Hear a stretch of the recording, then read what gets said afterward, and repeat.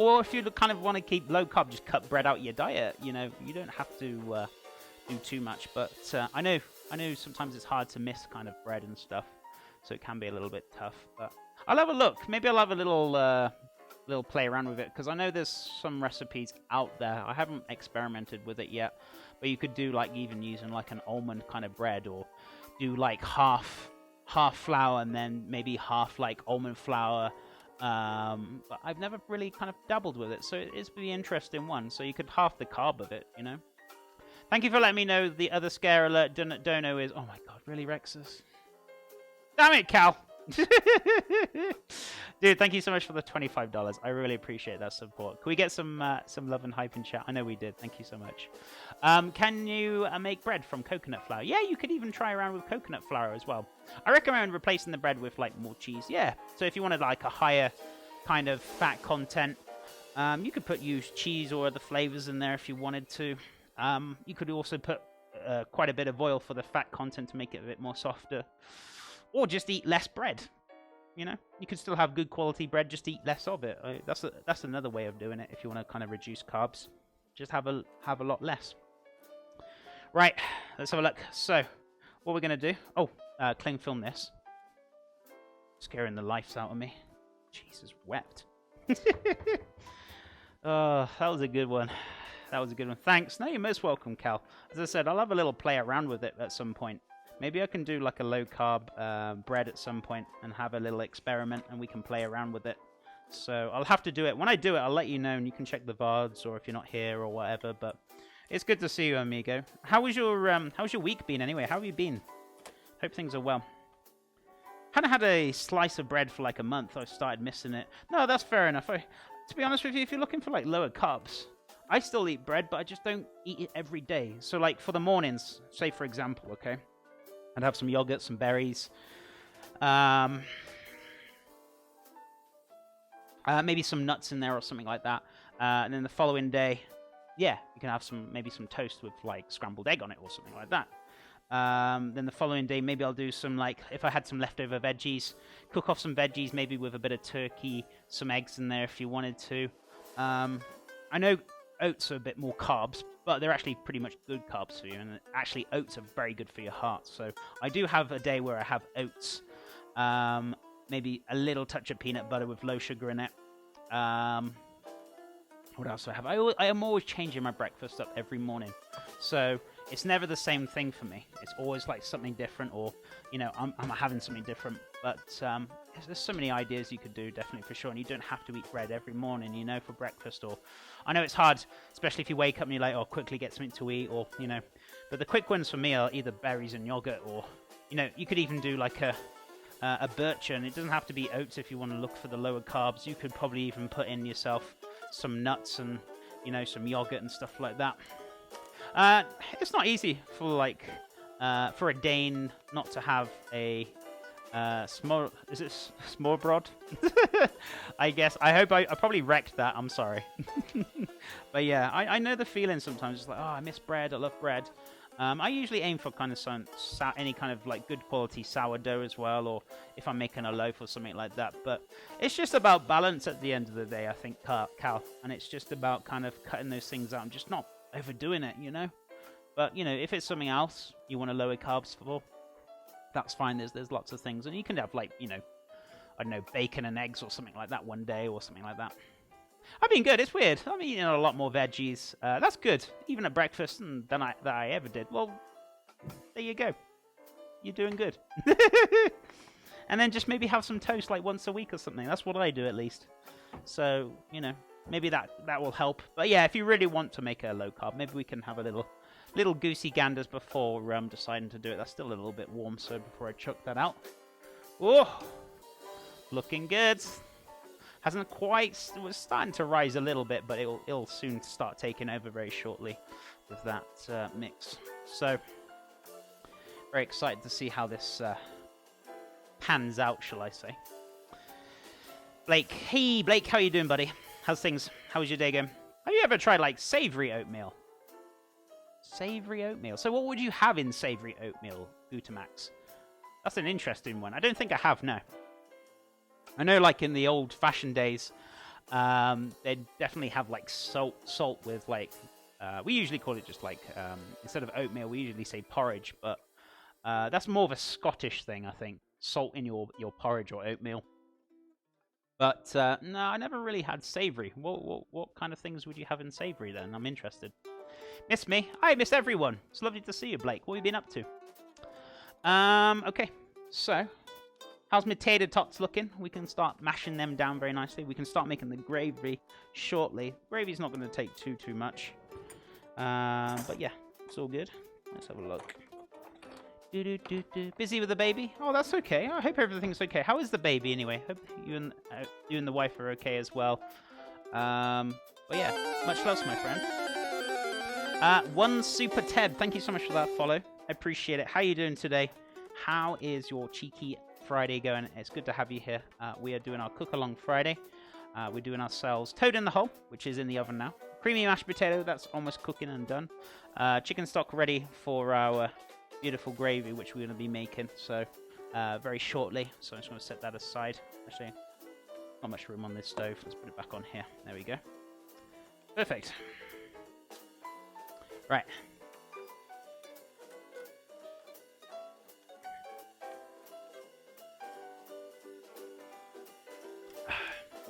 Damn delicious. Bit of water.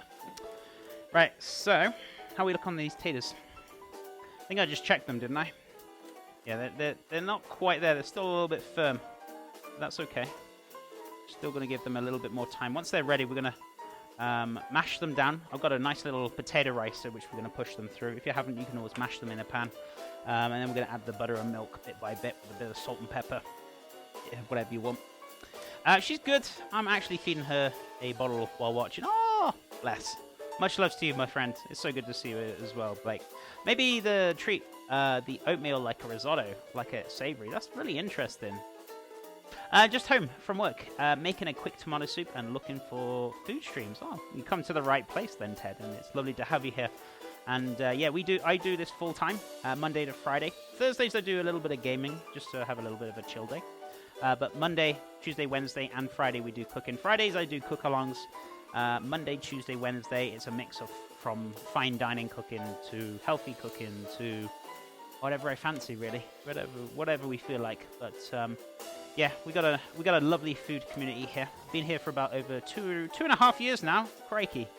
So we've also got a Discord as well if you want to join Discord. Well, great foodie community. Don't need to be subbed.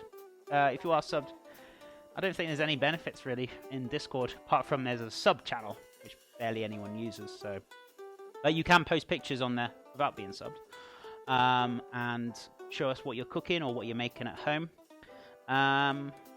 What else have we got here, guys? What else have we got here? Lots of lovely things. Also, we've got a giveaway as well. So £10 $10 Amazon gift card giveaway for 2 people. Ends at the next month, 10th of August. So please feel free to enter that or enter the entries, as I like to give them away. It's time to rise.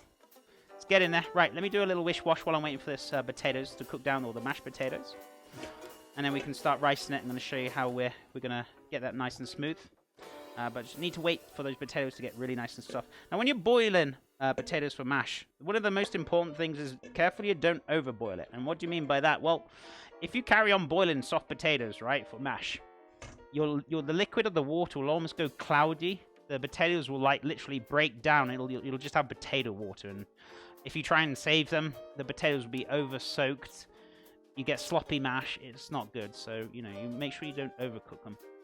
I dabble a bit with it myself, but in Norwegian, and as a hobby, always fun to see what others are up to. It's good to have you here, and I appreciate it. And it's lovely to see you, and it's lovely to meet you, my friend. If you want to know a little bit more about me or my background, I do have a clip about me.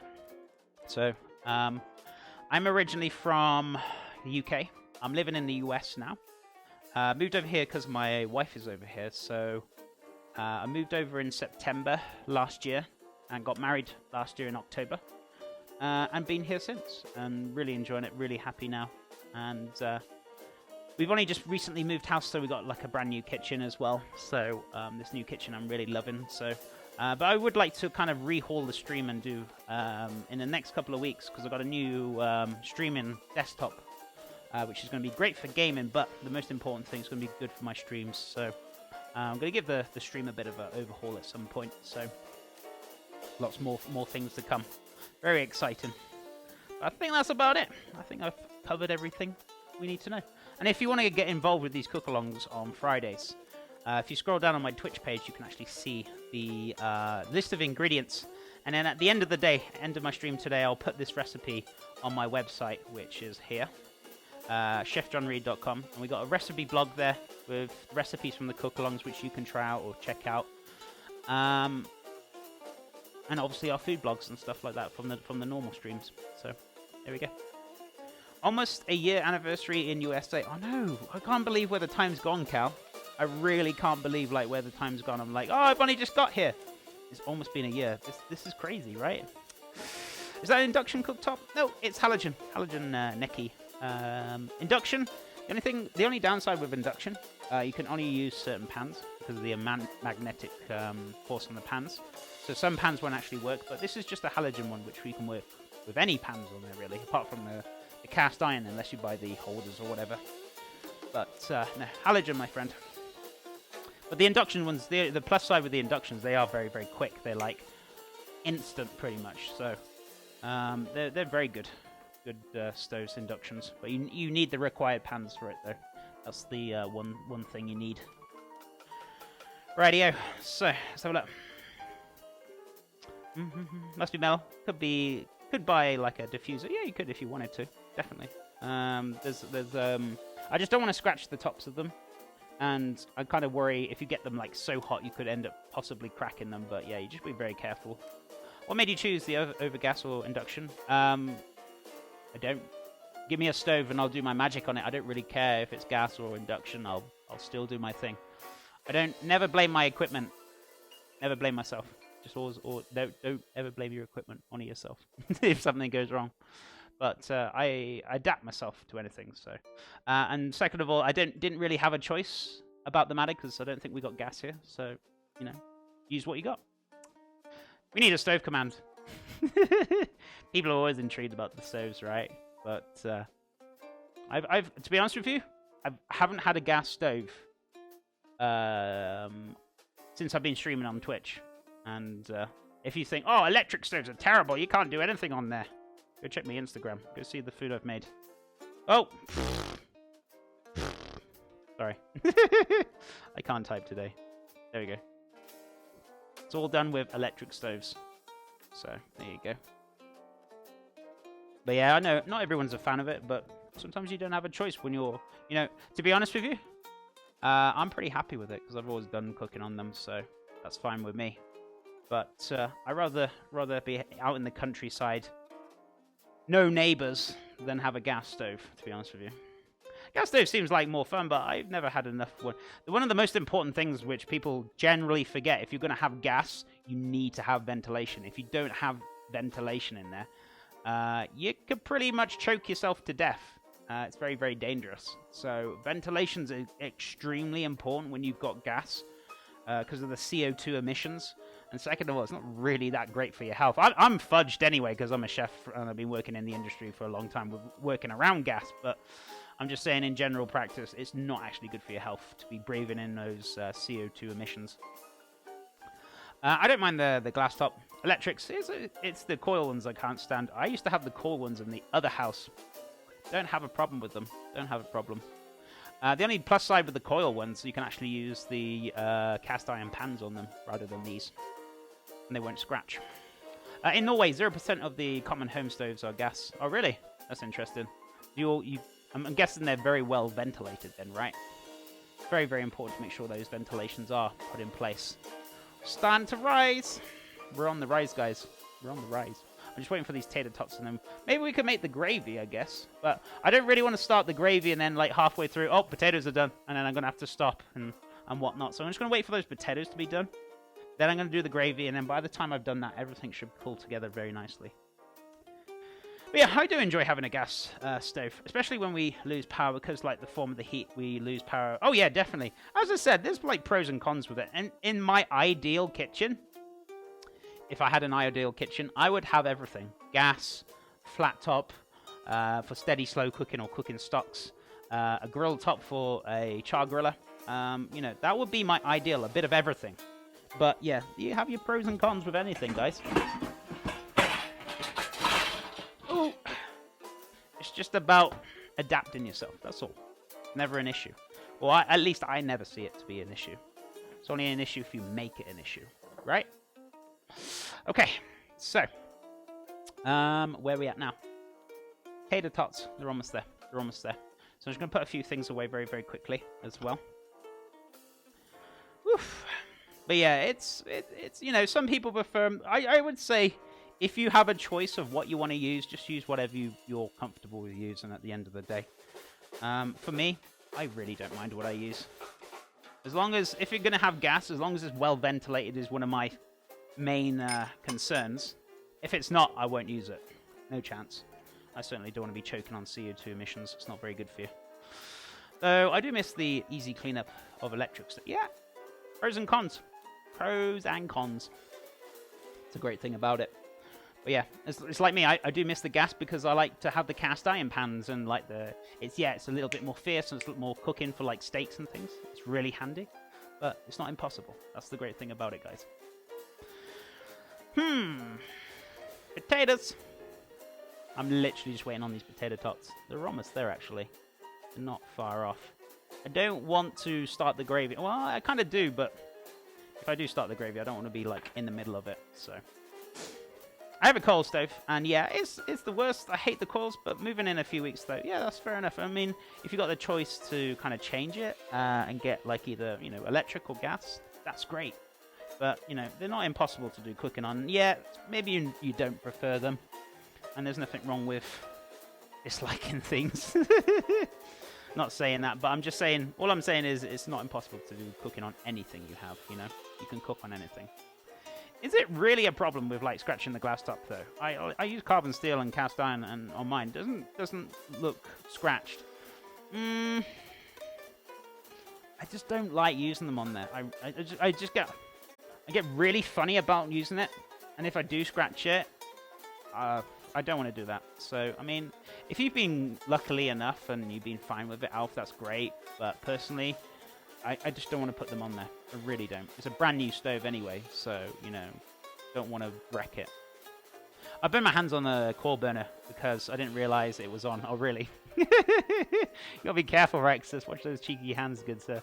I'm moving in a couple of weeks also. I like the gas, but I didn't think of the ventilation yet. A lot of people do forget about that kind of thing. And also, if you're working in kitchens and stuff, if your ventilations are not working, it's actually illegal to actually be working in gas stove kitchens if you've got no ventilation. Because of the CO2 emissions you're breathing in, it's actually really bad for you. And if you've got no ventilation, very dangerous. So it's very important you do have ventilation if you've got gas. Really important. So, yeah, some people do forget about that kind of thing. And, you know, I remember I was working in one place. And I was a sous chef at somewhere. I remember where it was now. And this head chef was cooking away. I was like, chef, why is your vents not working? Are they off? He said they're broken. I was like, dude, you know you're not supposed to work with them. You're going to end up killing yourself breathing in those emissions. He's like, what? Really? I was like, yeah. I was like, the health and safety can really like shut you down if you're not having those ventilations on. It's very dangerous. So, you know, it was one of the first things I kind of learned years ago. We were doing this health and safety course on like gas and on gases and stuff. They said that, you know, one of the most important things is ventilation. It's really important. I couldn't care less about my stove though. It's like a cheap one. Oh, I mean, if you don't care about it, then there you go. I care about this stove because it's brand new, and you know, it's not actually mine. So you know, I like to make sure it's nice, clean, it's looked after. You don't scratch it. So you know, I like to take care of it. I have a gas stove in my apartment, but no vent. Just be careful with that. I mean, I guess in the industrial kitchens, like the big ones, you're going to have a lot more gas. Like you get the gas stops, the gas grills, and a lot. I guess at the home ones, I guess. I mean, it's not the safest of things, but you do want to have some kind of ventilation in there. Or even if you just got if you're next to a window, if the window's open when you're cooking, when it's on, just leave it open, you know. rather be safe than sorry. But yeah, it's not good breathing in gas, CO2 emissions. It's not good for your body. It's not good for you. I probably breathed far too much CO2 emissions in my time though, considering the amount of kitchens I've worked in and the amount of gas we've cooked over. Goodness me. So I'm probably worse off. So there you go. Yeah, hopefully the window is enough. Yikes. Yeah, you think about these things and you're like, oh, well, yeah, I didn't really think about that. So, I guess it's these little simple things we've got to kind of remember ourselves or bear in mind of. Right, is this cold? Yeah, right, let's get rid of this. It's all done. That's from the chicken stock. Those potatoes are literally almost there, so it's not too bad. That's good. So I'm just going to chuck this away. As I said, if you really want to kind of keep this and you really want to kind of pick it down, as I said, you're not going to get a huge deal off it, but that main job that it was for the flavor and all that. We got what we wanted. So, it hasn't exactly been a waste. We've used it in pretty much the whole chicken, from the breast, the legs, to, there's a lot of things in there, so fantastic. Just worried about that oil. Just a little worried about that oil. But we'll see. We'll see. If not, I'll give it a scrub over the weekend, so should be fine. What's that yellow stuff? Yellow stuff? Oh, that's butter. Butter and milk. Diddly. Butter and milk for our mashed potato. Very nice. Very delicious. So let's just turn that down just a little touch. Make sure that's done very nicely. So, right, what we're going to do, set that aside. Well, if you want good mashed potato, you're going to need some butter and milk, good sir. And trust me, a lot of foods make you have gases, so I wouldn't worry. But please refrain from being rude, good sir. It is PG in here, just to let you know. So please don't be rude in here. Right. Let's have a look. Yeah, I feel like these potatoes are just about there. Any further, we're going to end up with, like, potatoey water, so I'm going to give this a little, like, 2 minutes longer, and then we're good to go. So. And then we should be good. Yeah. Oh, it is dripping. Is it catching in the pan there? That's what I'm talking about. Oh, it is catching. Oh, that's okay. Yay, the tray's doing its job. Perfect. So, as you can see in there, can you see it risen? Can you almost see it like bubbling on the edges? That's from the oil. So it will rise a bit further as well. So, but yeah, it's just cooking away very, very nicely. Hiya, toad in the hole is a real like British dish. Yeah, it is, Spaz. It's pretty much like a Yorkshire pudding. If you don't know what Yorkshire pudding is, it's basically hot oil poured with like a pancake batter mix and then put in the oven, and it usually rises. Now, the toad in the hole is the sausages. I put a few onions in there as well, so with the batter mix. And it's usually served with gravy and usually creamy mashed potato as well. But not always, all the time. I would recommend gravy, otherwise it would be pretty damn dry. Otherwise you're going to have issues. Right, let me have a little wash up. That potato is almost there. If I cook that any further, it's going to go very mushy and wet, which I don't want for mashed potato. So... And the great thing, I'll show you how to dry it out in 2 seconds. Sorry, I'm just bashing my sieve just to get some of that stuff out. Make sure it dries out very nicely. Sorry, guys. There we go.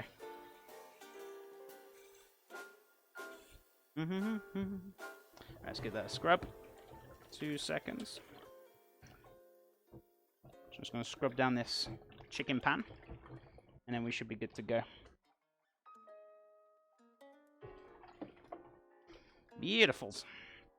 But yeah, toad in the hole is definitely a British thing. A British dish indeed. And if you never had like Yorkshire puddings before, usually Yorkshire puddings are usually served with on a Sunday roast or roast beef most of the time. But some people do have like Yorkshire puddings. It's traditionally done with beef, but some people have them with chicken or pork or whatever. But yeah, traditionally beef or roast dinner. Right. Make sure this is all scrubbed very nicely, all nice and clean. So be back with you guys 2 seconds. Just bear me a sec. Just making sure we're all nice, clean and tidy. We're all great for the day.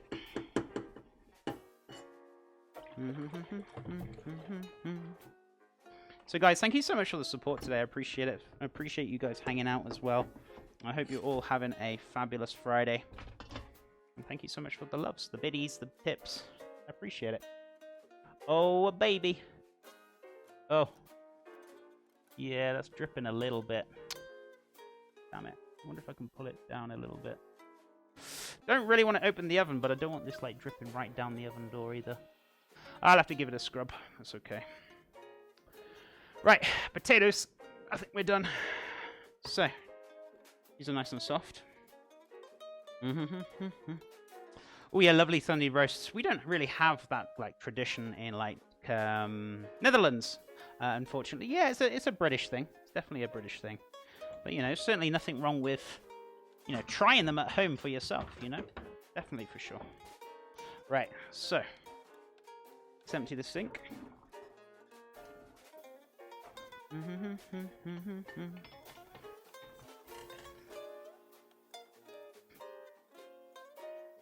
Nah, that oil's dripping down the side. That's not good.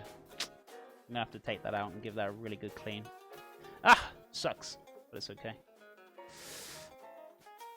I don't really want to open that door, but I'm gonna have to because I don't want that dripping too much, guys. So I'm gonna have to be very quick with this.